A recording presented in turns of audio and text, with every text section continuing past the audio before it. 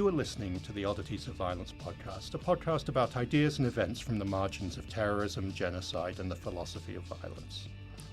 This podcast is recorded at the CJSW 90.9 FM studios at the University of Calgary in Calgary, Alberta, Canada, which is located on the traditional territories of the people of Treaty 7 region in southern Alberta, which includes the Blackfoot Confederacy, which is comprised of the Siksika, Piikani, and Kainai First Nations, as well as the Tsuut'ina First Nation and the Stoney Nakoda, including the Chiniki, Bears Paw, and Wesley First Nations. The city of Calgary is also home to Métis Nation of Alberta, Region 3. Your hosts are Gavin Cameron, Josh Goldstein, and Maureen Hiebert. We're all on faculty here at the Department of Political Science at the University of Calgary. Just a caution before we get started. This podcast is for a mature audience and deals with topics, commentary, and depictions of events that some listeners may find difficult or distressing. Hello, everyone. Welcome to the first episode of the Oddities of Violence podcast. I'm Gavin Cameron, one of the hosts for this episode. I'm joined by my co-host, Maureen Hiebert. Hi, Gavin. Hi, everyone. And Josh Goldstein. Hi, Gavin. Hi, Maureen. Hello. Great to be with you in the studio, Maureen and Josh. Normally, each episode of our Oddities of Violence podcast finds us exploring some issues that lies at the margins of the study of terrorism, the study of genocide, or the philosophy of violence. Since this is our first episode in the 10-part series, we wanted to give our listeners a taste of this strange but fascinating project we call the Oddities of Violence, the topics that you'll hear about, and some of the people you'll hear from, including ourselves. This podcast is tied to a wider project supported by Canada's Social Sciences and Humanities Research Council on oddities of violence that will ultimately be both a workshop in June this year and an edited book. On that note, let me pass the hosting duties off to Maureen. To get us started, I'd like to quickly go around the table for the audience to get a sense of our respective research areas: the history of political thought, terrorism studies, and genocide studies, and how we came to work together on this Oddities of Violence project. Josh, let's start with you. What led you to become a political philosopher focusing on the history of political thought, and more specifically, the political philosopher G.W.F. Hegel? Great, thanks. I think there's a thought that people who are interested in politics are interested in power. And I realized pretty soon in my undergraduate degree that I was much more interested in the ways that we think about what we do with power than I was actually interested in the way power is institutionalized and present in political parties and all the usual things that we normally take to be politics. And I was also greatly relieved when I realized, well, there's a whole area of political science that studies how we think about power rather than about how power is used, deployed, and so on. And that area, of course, is political philosophy. And when I was going through my undergraduate and graduate degree, the history of political thought was the main entry point into how we think about political philosophy. So that's what I became most interested in. And even as the field itself has greatly expanded, become much more radically ecumenical in the sense of taking in different traditions and voices and so on, that I was still really interested in the history of political thought and the history of Western political thought. I just really enjoyed the kinds of questions that were being asked, the solutions that were being proposed to this deep puzzle of how it is that we live together. How is it that we formulate different conceptions of what we ought to do and how we ought to live? And so I stayed within that field, and I came to do my doctoral work and my continuing research to some extent on this German philosopher of the 19th century, G.W.F. Hegel, and at first I became interested in him for a kind of selfish, maybe kind of reason. I found his work, as most people do, just impenetrable, enormously famous, and just enormously obscure thinker. And I thought, well, I gotta figure this out, and I want to figure this right. this out. And like any thing worth spending your time on, the more that you spend time with it, the more rich you see that it is worthwhile spending that effort. And I guess I could sum up the two reasons that I still dwell with Hegel's thought, and I guess I could maybe express it using two aphorisms that Hegel himself uses, and they're famous enough that maybe some people have also heard of them. And the first deals with this idea that the world in which we live is not incomprehensible to us, that it is ultimately knowable, and we can dwell in thought within it. And that expression is, what is rational is actual, and what is actual is rational, that thinking and being in the world are not separate things. And I thought that was just a really inspiring idea.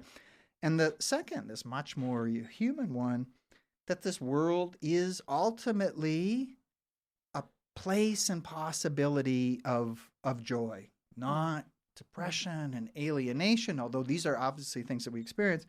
And Hegel has this beautiful little aphorism, here is the rose, dance here. And these two expressions, I think, have still animated me even as I go on and work in other areas. Well, that's so interesting. Of course, I know all of this because I can reveal, I think, to the audience that Josh and I are married. And in fact, we met in a second year, essentially, Introduction to History and Political Philosophy course. Gavin, you and I, of course, met much later as colleagues here at the University of Calgary. So how about you? How did you end up as an international relations scholar specializing in terrorism and counterterrorism? Well, I think my story is somewhat more prosaic than So is mine, as we will hear. But I started out doing history and medieval history in particular, because that was just something that I found fascinating. But I also grew up in Britain, in the UK, in the sort of 70s and 80s, when the threat of Northern Irish terrorism was a very real part of society. And as I came towards the end of my undergrad sort of program, I started thinking, well, what next?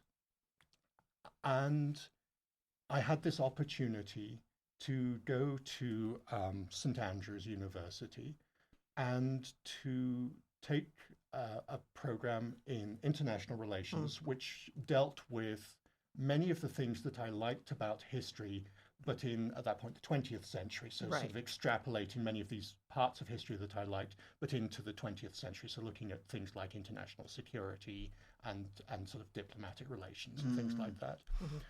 But the program at St. Andrews specialized in the study of terrorism, and that really excited me, and that was a key reason that I went to St. Andrews, because it hadn't occurred to me that you could actually look at this phenomenon that was a real part of my growing up experience in Britain. It hadn't occurred to me that you could look at that as a sort of academic topic of consideration. So that affected where I went to grad school, and it engaged me enough through my graduate programs that also shaped my choices in terms of where my research focus has been for really most of the rest of my subsequent career. For me, I came to study genocide as a political scientist, in sort of halfway in between comparative politics, which I turned to in my master's, and international relations, which is really my focus as an undergrad. And I did this in a very unscholarly kind of way. I finished all of my coursework at the PhD level. It was time to write my dissertation proposal, and I realized that the original topic, which had nothing to do with genocide, that I came to the University of Toronto to work on, was something I was absolutely no longer interested in. So I had this choice. I either leave the program, which I was considering doing, and then Josh over here, and of course we were doing our PhDs together at the time, he said, well, why don't you do your PhD dissertation on something you are interested in? So while I was kind of casting around for, something to do and maybe even leaving the program, on my own time, I started reading histories of the Holocaust. And it was really from that I came to the question that I've been basically chewing on ever since I turned to genocide studies. And that was basically, why did they do it? As a political scientist, it really blew my mind that not just in the Holocaust, but in cases before that and many cases since, we have senior political leaders who basically choose as a matter of policy to target a particular group or groups simply because of who they are and because they continue to exist. And so I've looked at this from a bunch of different angles. I've tried to account using a kind of constructivist, identity-focused model, trying to account for how it is these decision makers reach this decision. I've written a bit about genocide prevention and why it's not usually successful. And now I'm looking at the role that law does and doesn't play, depending on regime type and different form of genocide, in the perpetration of the crime of genocide, not just its prevention and punishment.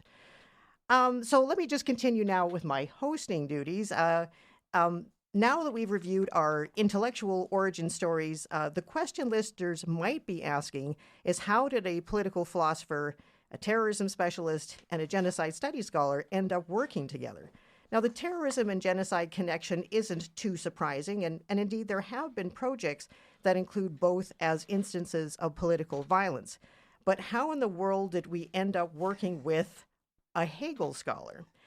Now, I should say that this collaboration didn't happen recently or all at once, but instead unfolded over the last 10 or so years over two projects. The first was between Gavin and Josh, and the second was between me and Josh. So Gavin, Josh, tell us a little bit about the earlier project and how you got the ball rolling. Okay. Well, okay, I'll start off and then I'll pass it off to Gavin, because I remember the beginning of this very, very clearly. It was Gavin and I were chatting outside of my office, and we were chatting about the terror in the French Revolution, as one does. And I was giving Gavin the account of the terror that Hegel develops, who himself had in his young adulthood in Germany lived through the events of the revolution and the terror and followed it assiduously. He kept up to date on this, what seemed to him, this world historic event that was indicated a transformation of the world, and it occupied his mind, and he tried to think through how this could have happened in terms of a kind of self-understanding, what new understandings of the self and the community could give rise to this auto-annihilation. And I gave this account to Gavin, and I remember Gavin, and he could take it up at this point, saying that is so different than how the terrorism literature generally understands why the terror had occurred. So the French Revolution and the terror more specifically is often taken as the start of terrorism, even in terms of the terminology. The start of terrorism in its sort of more modern understanding. And obviously the terror within the French Revolution is a primarily state-driven phenomenon. And a lot of the subsequent accounts of terrorism focus more on the sub-state level in terms of perpetrators of violence, although that's one of the very much problematized areas within terrorism studies, who are the potential perpetrators. But you sort of have this account within terrorism studies where the French Revolution has this key sort of foundational role. And you sort of have accounts that look at terrorism as Walter Lecoeur called it, avant la lettre, before the term. Right. And so you have this sort of foundational moment, but why it's a foundational moment is as much to do with the terminology as to do with something more sort of ontological. And so Josh and I were talking about the role of the French Revolution within our respective sort of core literatures. And it became clear that what we meant by what we understood the significance of the French Revolution to be was different, but also what was meant by modernity was different, that we had this foundationally different understanding of the concept of modernity. And about the same time, we discovered that there was actually a conference that was addressing this very issue, the idea of modernity and terrorism. And having had this discussion, realized that we had these two totally different accounts of what modernity was, and therefore how modernity might relate to terrorism. We actually thought that there was a potential for a joint paper at this conference.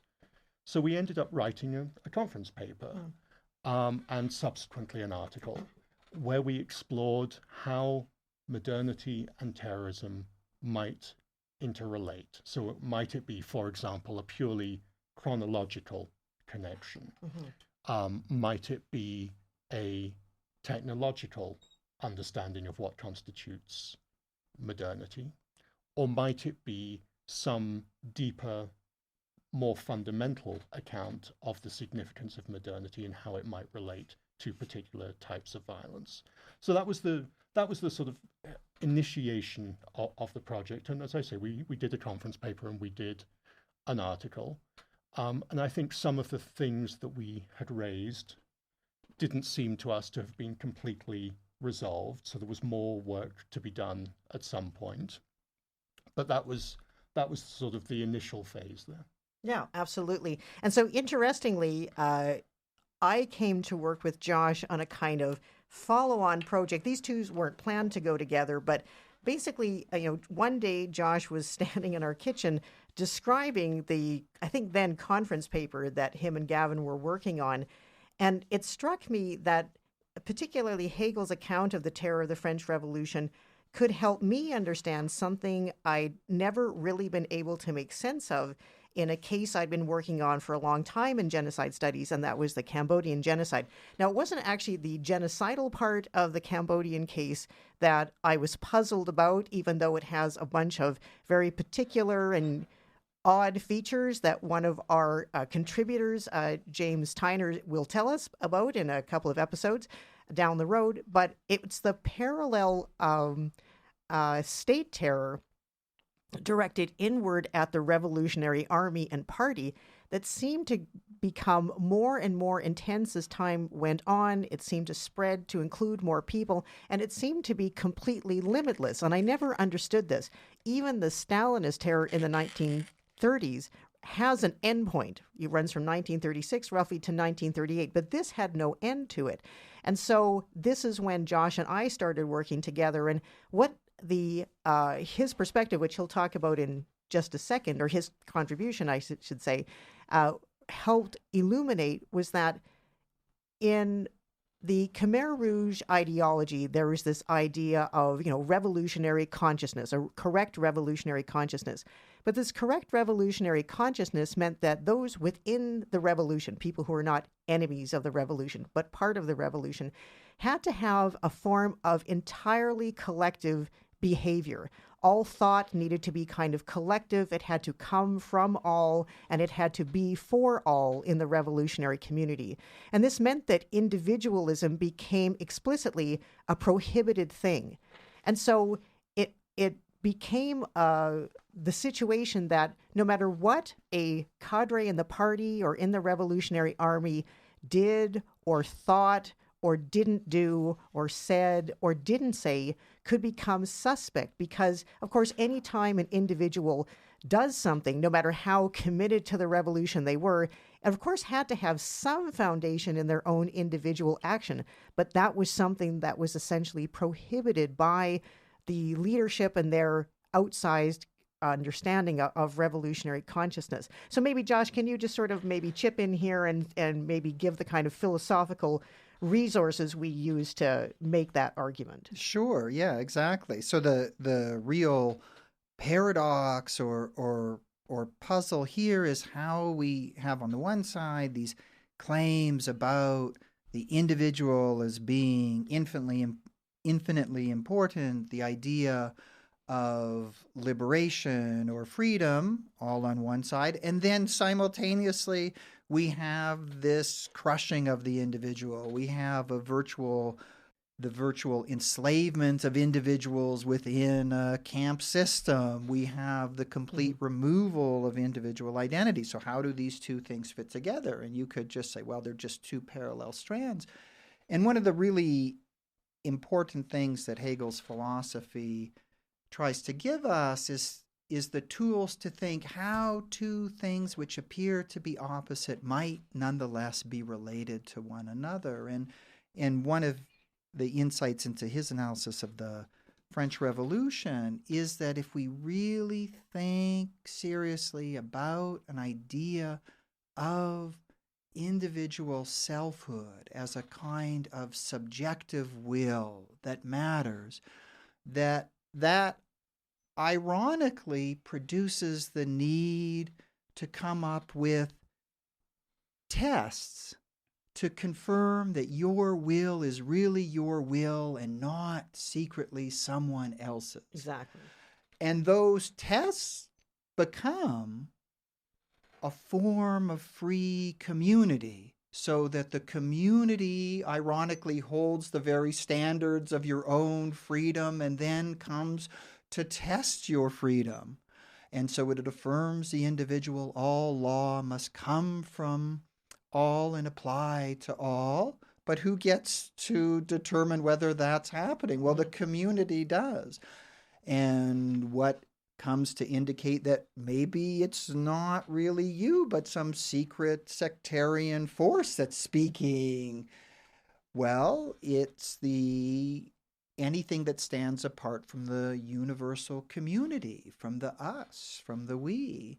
And there's this unfortunate fact that every individual is, as Maureen said, particular, stands at a particular place, looks a particular way, has a particular tone to their voice, stands in particular ways. And no matter how much you try and make them uniform, you can't get rid of that particularity. And every moment of particularity seems to stand as an enemy to the community. Well, what can you do with it? You can only have people wear so many of the same uniforms or have their hair cut the same way. They still look a little different and talk a little different.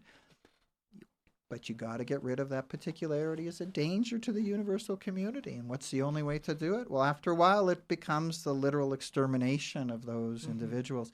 And so it was that connection, what Hegel in the fancy word calls dialectic, between these two seemingly opposite things that seemed to provide in this one particular genocidal process within the larger Cambodian genocide. Hegel seemed to provide kind of insight how to make sense of this otherwise just craziness that was going on in the world. Exactly, because the kind of more typical or more familiar logic of genocide, which the Khmer Rouge unleash on the enemies of the revolution, just really didn't seem to explain this.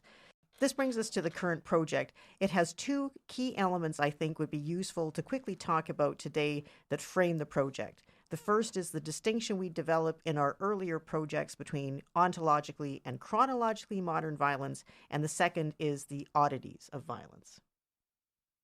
Perfect. Yeah, sure. That's a really excellent question. And Gavin can chip in too. He already alluded to this important distinction. And this distinction between ontological violence and chronological violence, or ontologically modern violence and chronologically modern violence, that Gavin already had alluded to, became important for us in our project on the French Revolution as we began to think, well, how is violence connected to the modern age, or how is violence connected to any age? And it seemed to us there were two main ways to think about it. A much more standard way, well, every violence occurs at some time, And so some violence is going to occur in the modern time, in medieval times, in ancient times, and some future times there will be violence.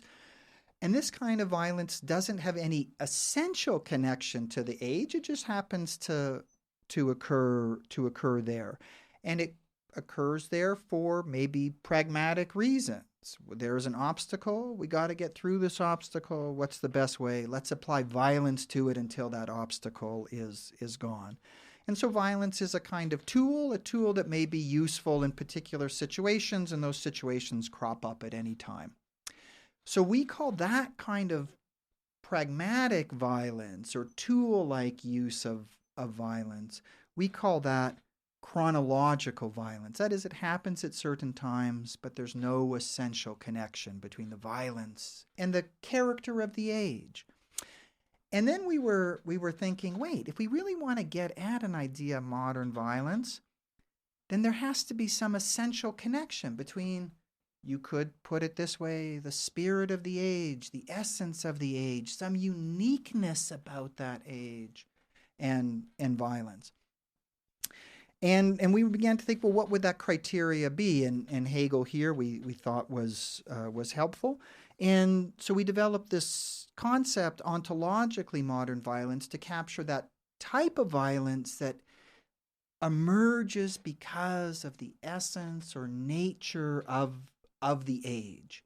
And not all kind of violence that happens in modernity then would be ontologically modern violence, that is, connected to the essence of the age, but some of it might be. And we wanted to have a way to be on the lookout for that kind of violence that is rooted in the nature of the age. And as you, Maureen, had nicely mentioned, we think that one of the features of any ontologically modern violence is that it is connected to a unique idea of the individual self as infinitely important, but that can play out in all sorts of very unexpected ways.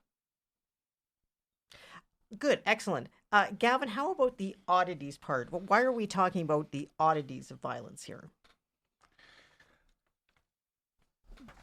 So essentially we wanted to find a way of grounding ontological versus chronological violence in a way that made it both more accessible in some respects, but also enabled us to say something about the connection between violence and standard accounts of particular varieties of violence that exist, particularly in the genocide studies and the terrorism studies literatures. So it's sort of trying to bring together multiple literatures, all talking about parallel things, but using different intellectual resources to do so. And they do exist in parallel. Mm-hmm. They don't inform each other to a large extent. And that's sort of how we ended up with this sort of general project where we've got the philosophy of violence, we've got the genocide studies scholars, and we've got terrorism studies scholars, and we're sort of bringing them together and trying to get them to realize that in many cases they're talking about very similar things, but bringing different resources to bear on those accounts. So we're bringing together empirical case studies of what we're calling oddities of violence. So they're going to be historical and contemporary instances of terrorism and genocide that do not easily fit within existing theorizations of these phenomena. And we're bringing the literature of philosophies of violence into these discussions because we think that just as we did with the earlier projects, this offers the possibility for providing new insight into these accounts. So again, this is back to the sort of three literatures being brought together within one project. And by problematizing our understanding of violence, the project opens up new possibilities, we hope, for the study of terrorism, genocide, and the philosophy of violence. And we're also going to include a range of disciplinary perspectives. So we're going to have, as I said, a variety of different accounts, but different disciplinary accounts as well. So not just political science, we're all three political scientists. So this is not just going to be political scientists talking amongst themselves. This is going to be, for example, a classicist or a geographer or a historian. So a variety of different accounts of these issues that we're talking about. And would we say too that the kind of standard account or a more pragmatic account of the nature of violence like so dominates that one of the reasons that we're looking for odd cases is because we're looking for things that stand outside of this kind of tool-like interpretation of violence?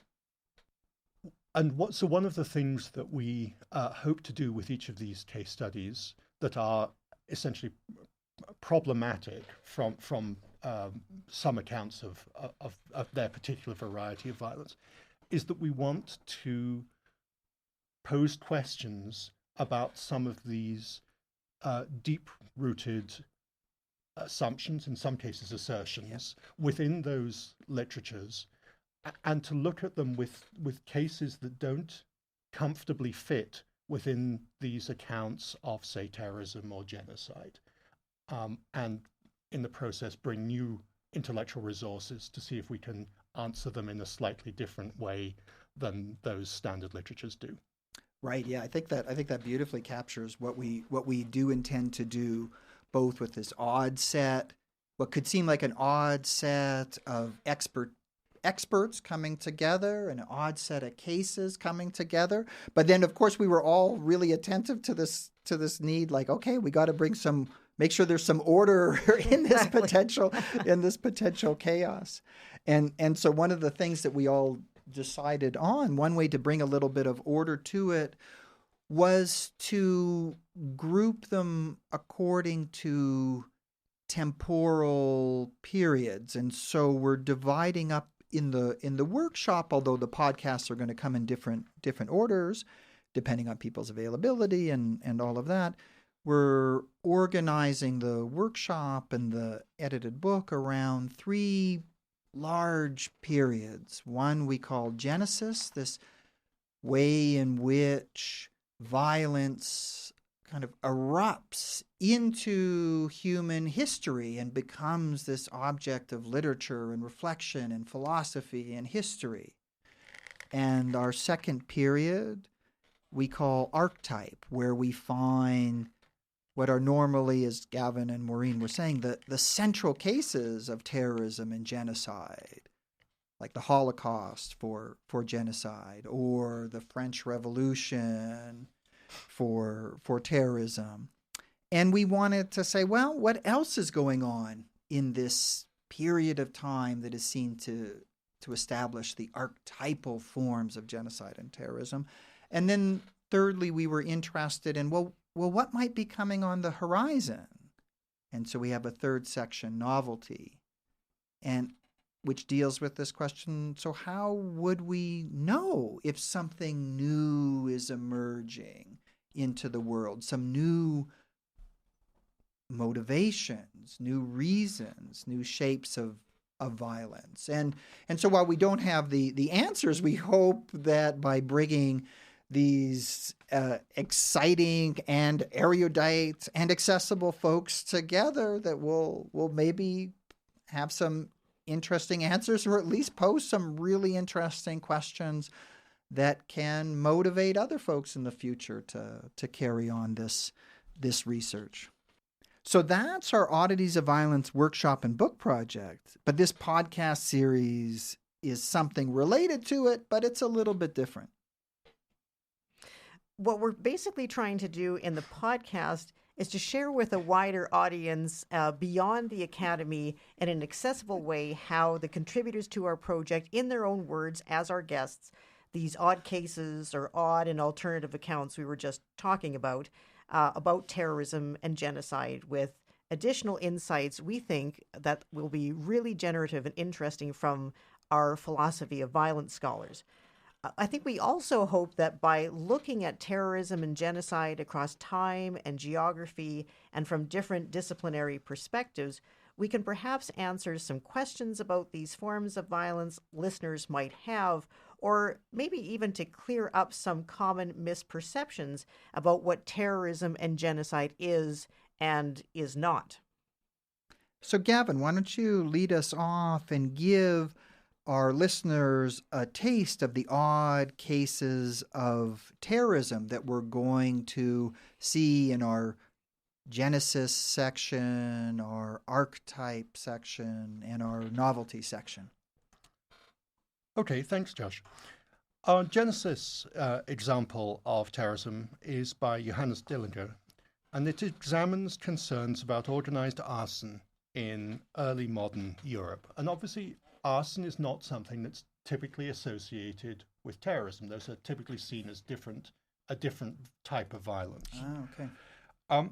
And in early modern Europe, the culprit of organized arson was typically deemed to be an outsider, and the campaign of arson would have a foreign mastermind.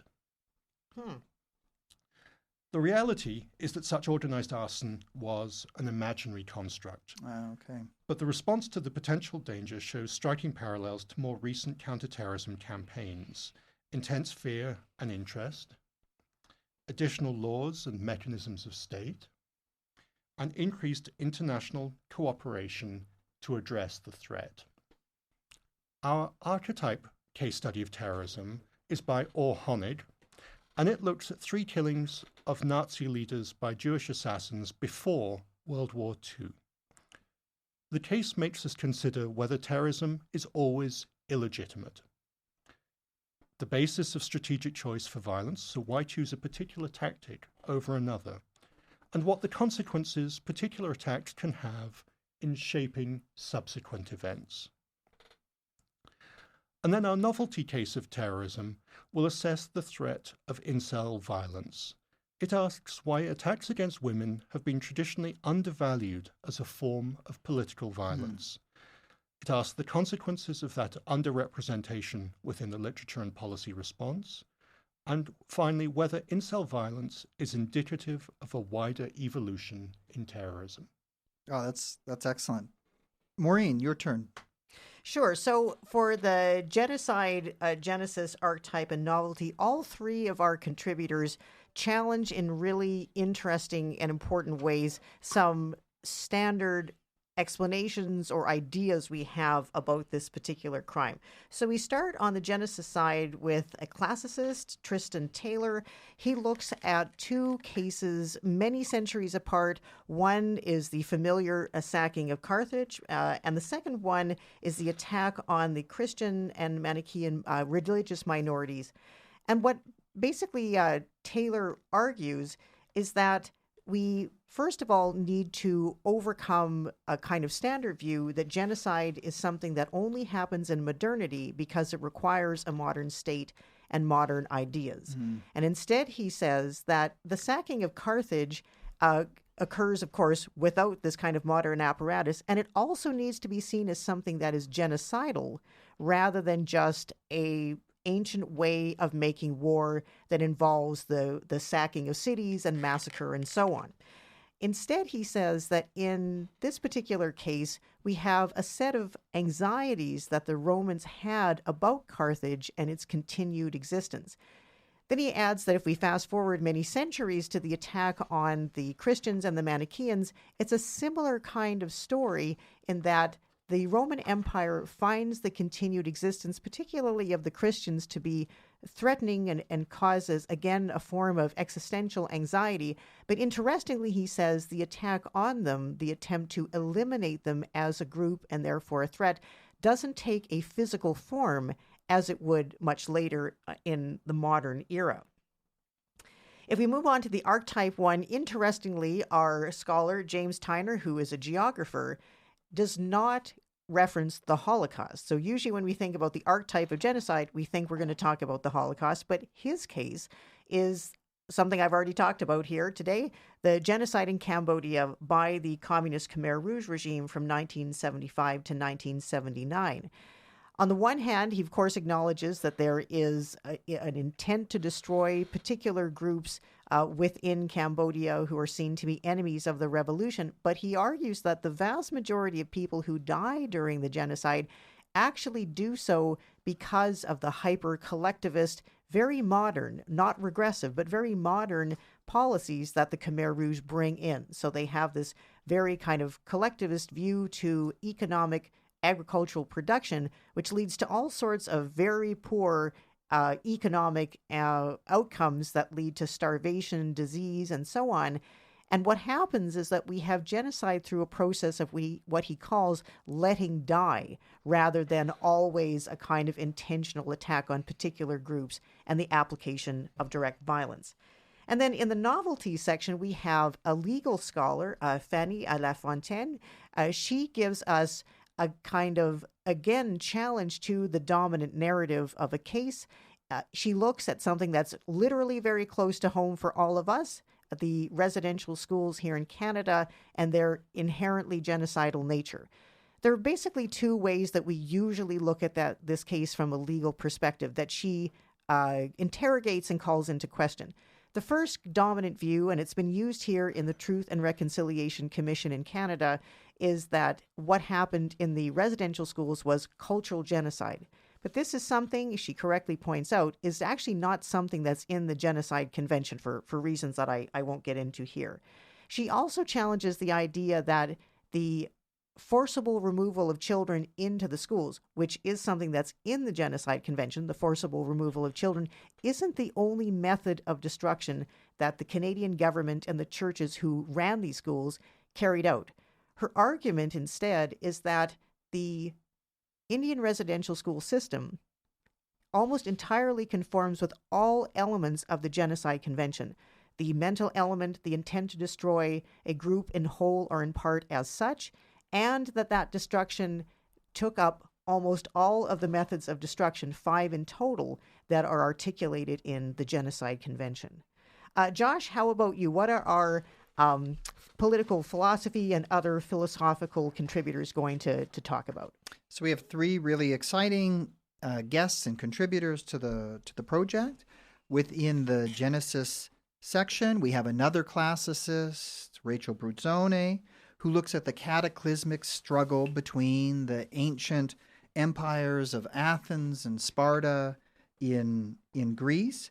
And she looks at this conflict through an individual, Thucydides, who both fought in this conflict as a general on the Athenian side and thought deeply about the nature of the violence that he was experiencing and helping to perpetuate as well. And he was shocked by the way this violence between these 2 Greek city-states was slipping all bounds and restrictions.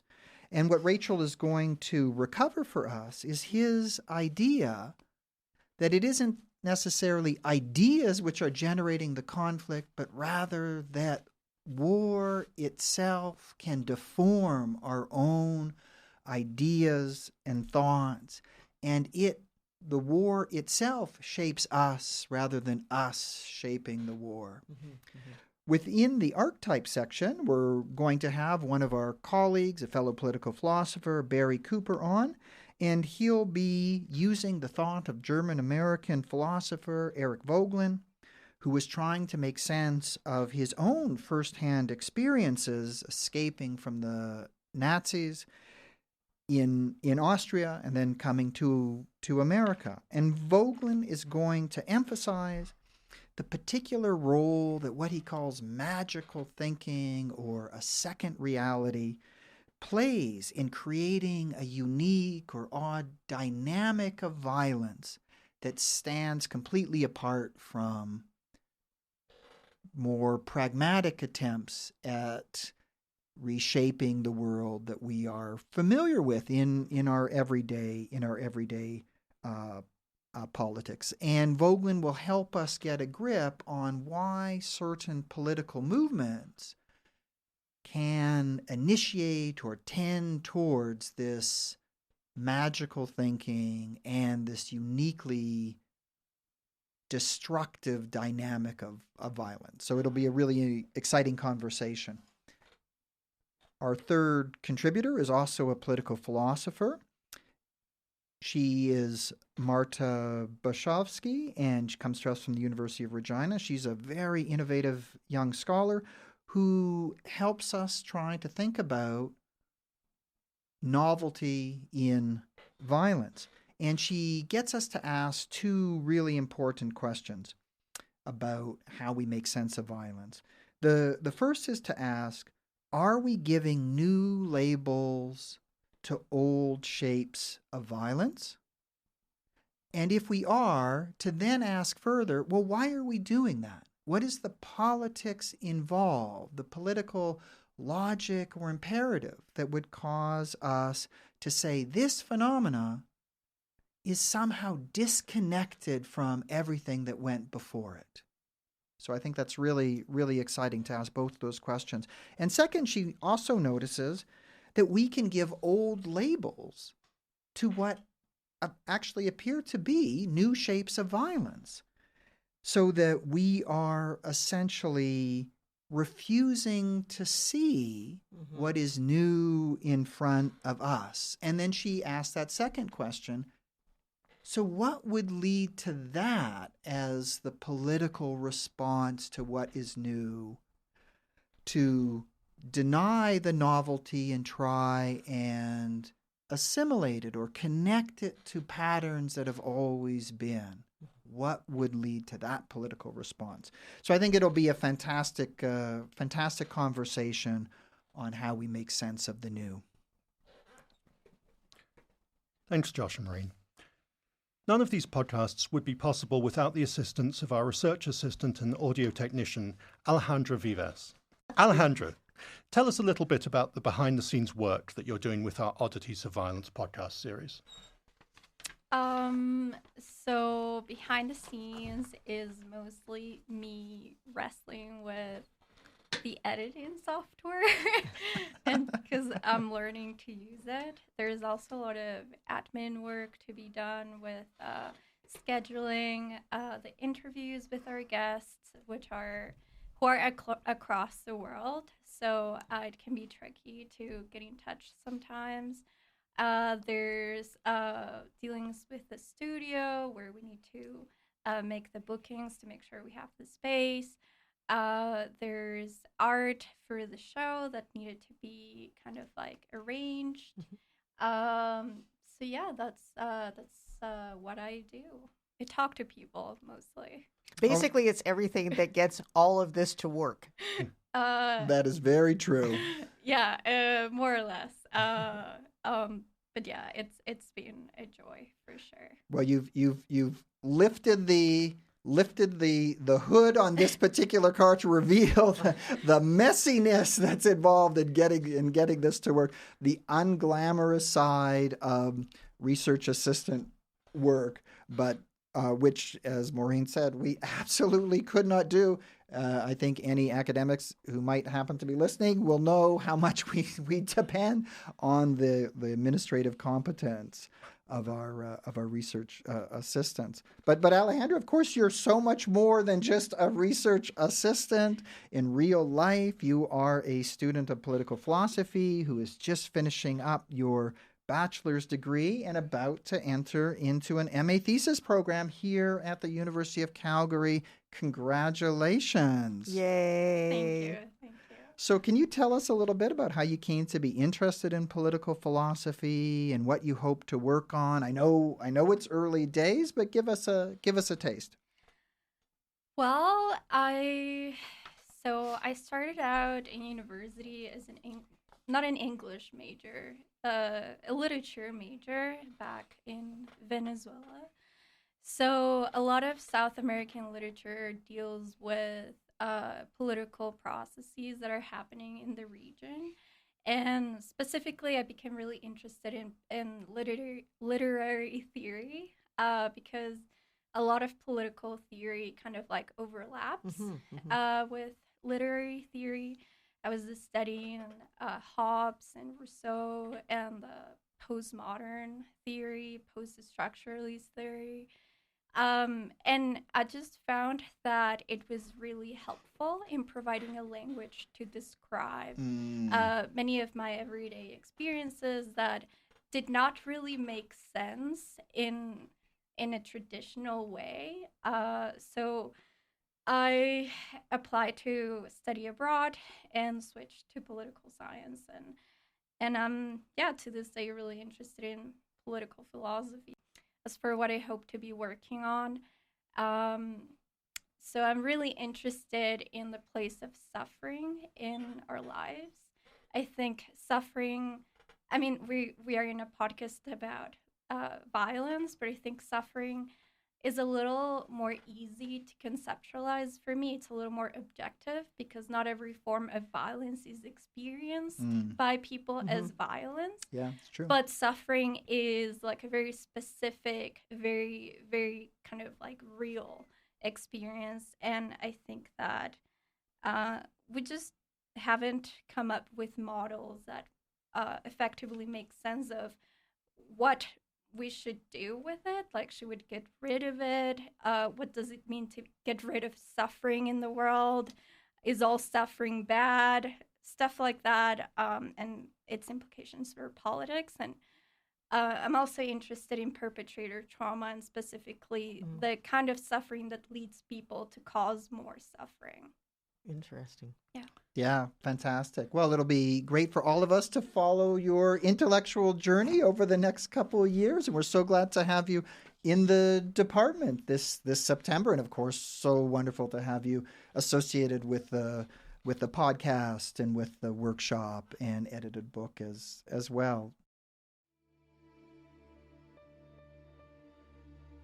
That's all for our inaugural podcast. Thanks to Alejandra, Josh, and Maureen for joining me today to discuss our Oddities of Violence podcast series and workshop. Thanks, everyone. Thank you. Thank you very much. All of our contributors you'll hear on this podcast series will be at the University of Calgary on June 9th to 10th this year for our Oddities of Violence workshop. Our workshop was made possible through funding by the Social Sciences and Humanities Research Council of Canada. If you want to know more about the project, drop by or live stream the workshop. Details will be on the Oddities of Violence website. You have been listening to the Oddities of Violence podcast. Our podcast is produced and edited by Alejandra Vivas. Thanks, Alejandra, with support from the great team at CJSW. Join us for our next episode when we begin our discussion in the ancient world and the attempt by the Athenian general Thucydides to make sense of the world-shaking violence that gripped the Spartan and Athenian empires during the Peloponnesian War. Our guest then will be Rachel Bruzoni from Bilkent University in Turkey, and your host for that podcast will be Josh Goldstein. Thanks for listening, everyone. Until next time.